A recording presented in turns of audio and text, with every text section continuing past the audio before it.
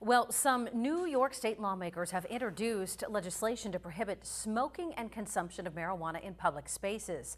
Our New York State Capitol correspondent Elise Klein talked to some lawmakers earlier today about how they see this legislation doing in the next legislative session.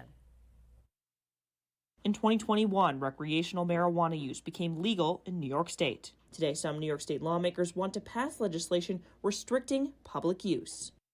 New York State is the only state that has legalized recreational marijuana that hasn't put restrictions on public consumption.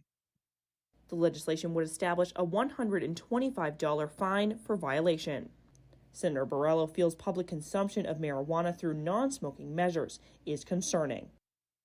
Marijuana contains THC, which is a very potent intoxicant, and the public consumption of it, particularly when you can do it with things like edibles, where it really isn't noticeable, is problematic. Aaron Smith, co-founder of the National Cannabis Industry Association, argues if the legislature is going to look at making changes to where public consumption of marijuana is allowed, they should also look at tobacco. It would be pretty nonsensical to make a regulation that, prohibits cannabis vaping but allow nicotine vaping. When lawmakers return to Albany in January, the legislation will have to pass both houses and then be signed by the governor before it could become law. In Albany, Elise Klein, Erie News Now.